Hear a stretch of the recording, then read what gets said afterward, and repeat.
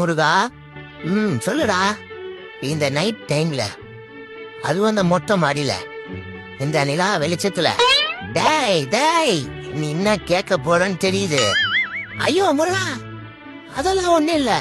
இந்த சிச்சுவேஷனுக்கு ஒரு ஏராஜா பாட்டு இருந்தா நல்லா இருக்குமேன்னு சொல்ல வந்த. ஓ அப்படியா? அவ்வளவுதானே. இரு, அவரையே பாட சொல்லுவோம். ஐயா இசை ஞானி, இவனுக்காக ஒரு பாட்டு பாடுங்க, ரொம்ப ஆசைப்படுறேன்.